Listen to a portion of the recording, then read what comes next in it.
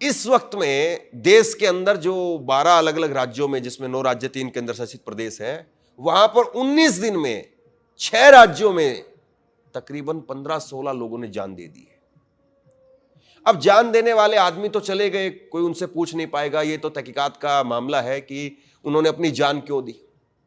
ये आप हेडलाइंस देख लीजिए, कुछ जो हेडलाइन अलग अलग जगह पर इस वक्त में तैर रही है, कहीं गुजरात में, कहीं मध्य प्रदेश में, अलग अलग जगह पर बीएलओ। इंडिया के अंदर क्या कुछ नहीं चल रहा। अभी इस वक्त भारत के 12 राज्यों के अंदर, उत्तर प्रदेश के साथ साथ 12 राज्यों के अंदर इस वक्त एसआईआर की प्रक्रिया चलती हुई नजर आ रही है।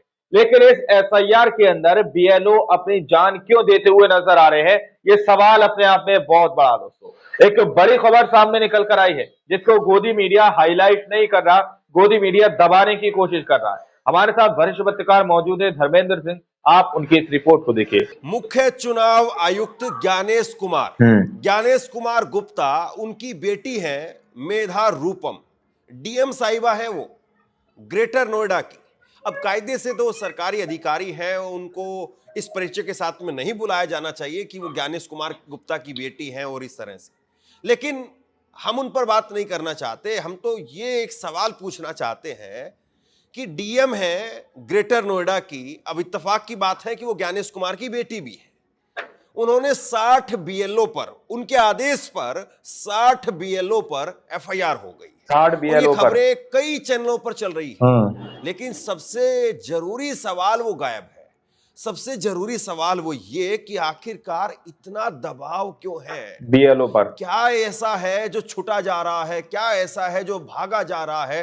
क्या ऐसा है जिसको पकड़ने के लिए इतनी सारी मारामारी है? कुछ राज्य में चुनाव भी नहीं है। ये बात सही है कि चुनाव आयोग ने कहा है कि 4 नवंबर से लेकर के 4 दिसंबर तक 12 राज्य हैं, जिसमें 9 राज्य और 3 केंद्र शासित प्रदेश हैं। तकरीबन 50 करोड़ लोगों को एसआईआर की प्रक्रिया के अंतर्गत लेकर के आना है। 1 महीने का समय दिया है।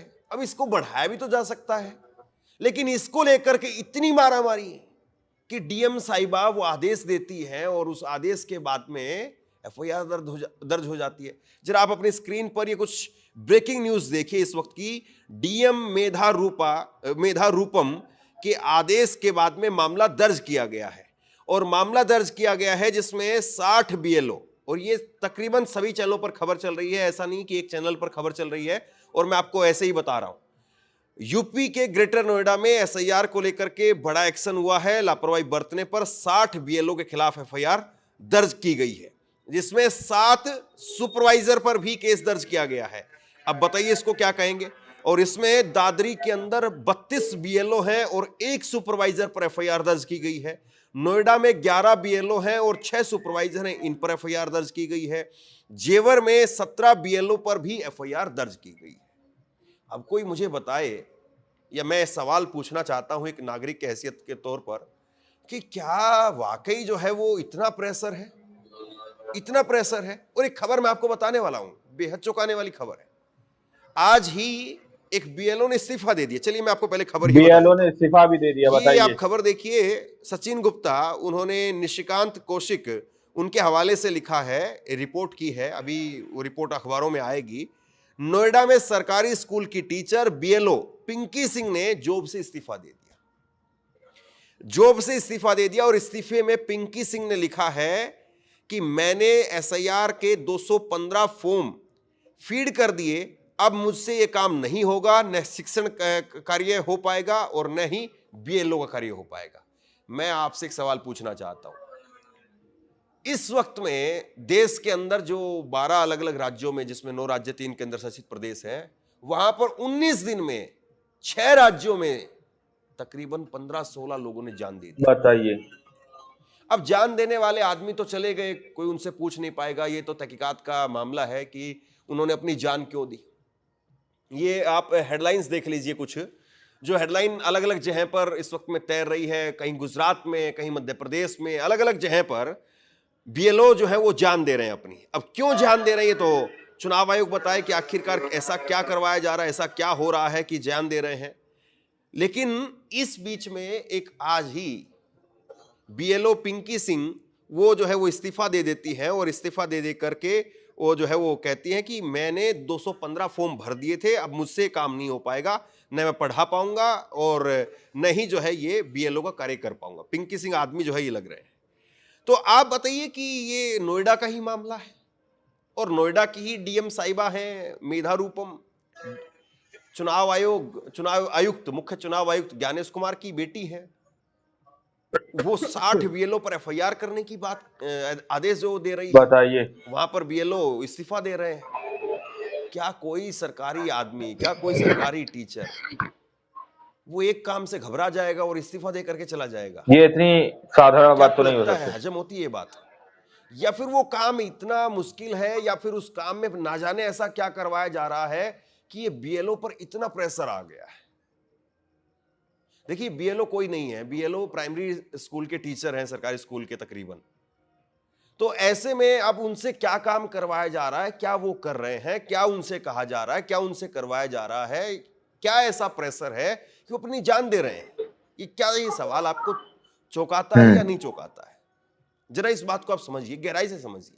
इस पर विपक्ष क्या कह रहा है? राहुल गांधी ने भी आज ट्वीट कर दिया, मल्लिकार्जुन खड़गे वो कह रहे हैं कि तो जानलेवा है, नरेंद्र मोदी की जैसे नोटबंदी थी, उस नोटबंदी में लोग जान दे रहे थे, वैसे ही ये वोट को लेकर के जानलेवा एसआईआर की प्रक्रिया है, ये मल्लिकार्जुन खड़गे ने कह दिया। लेकिन मैं कहता हूं कि राजनीति करने वाले लोगों की बात हम थोड़ी देर के लिए किनारे भी कर दें, उनको कह दें कि ठीक है भैया आप राजनेता हो तो राजनीति ही कर रहे होगे, लेकिन जरा हमें तो कोई समझाए, चुनाव आयोग बताए कि साहब ये लोग इतने लोग जान क्यों दे रहे 60 हैं? बीएलओ पर कोई जान अपने आप से तो नहीं देगा। इत्तेफाक की बात एक जगह, दो जगह, चार जगह, 6 जगह हो सकती है।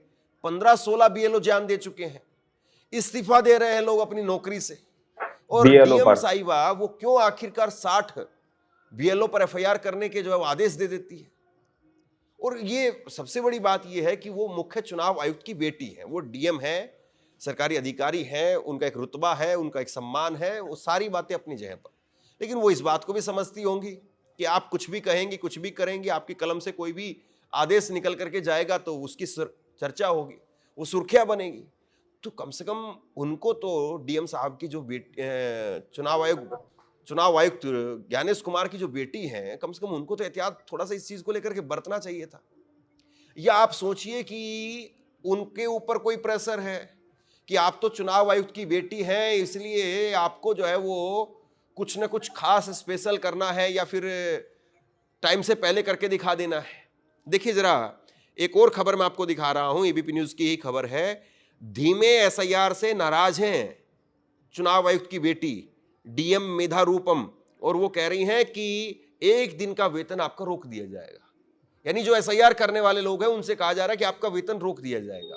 अब मेरे समझ में नहीं आता है, सड़कों में गड्ढे पड़े रहते हैं, लोग जो है वो प्रदूषण से मर रहे हैं, नोएडा में बुरा हाल है, दिल्ली में बुरा हाल है, उसको लेकर के किसका जो है वो वेतन रोका गया है? लोगों की सांस रुक रही है साहब, किसी का वेतन रुका आपने देखा कि लोगों की किसी का वेतन रोक दिया गया? नोएडा में बहुत बुरा हाल है, सीवियर कंडीशन में इस वक्त में जो है वहां की हवा पहुंच गई है, लेकिन कहीं कुछ नहीं। एआईक्यू जो है वो वहां पर बुरी हालत है, लेकिन कुछ नहीं उसको लेकर के। एसआईआर को लेकर के बवाल है। अब देखिए एक चीज और मैं आपको दिखाता हूं, जो पत्रकार वहां रह रहे हैं उन्होंने क्या कहा है, जरा एक नजर इस पर भी डालिए। एक पत्रकार हैं आशुतोष नरेंद्र नाथ मिश्रा, और वो लिख रहे हैं कि वैसे जहां तक मेरी जानकारी है एसआईआर में हर बीएलओ को घर घर जाना है, लेकिन कई एनसीआर में कई जगहों पर किसी एक जगह पर लोगों को लोग बुला ले रहे हैं, सोसाइटी वाले आरडब्ल्यू वाले अपने हिसाब से मैनेज कर रहे हैं। इस पर आयोग को देखना चाहिए, अगर घर घर भेजने का संसाधन नहीं है तो हड़बड़ी नहीं करनी चाहिए। ये पत्रकार कह रहे हैं जो खुद वहां उस इलाके में रहते हैं, नोएडा के ही इलाके में जहां पर एफआईआर हुई है।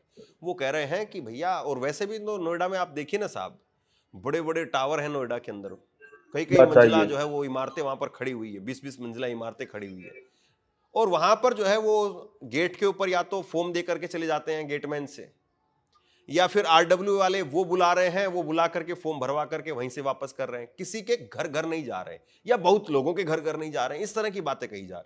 एक और पत्रकार हैं आशुतोष मिश्रा, और आज तक के पत्रकार हैं ये, आज तक चैनल में अभी भी काम कर रहे हैं। इन्होंने लिखा कि मैंने अप्रत्यक्ष रूप से फॉर्म जमा करने के लिए मना किया, और कहा कि नियम के तहत ही फॉर्म भरूंगा, बीएलओ के हाथ से ही फॉर्म लूंगा और घर पर ही जमा करूंगा।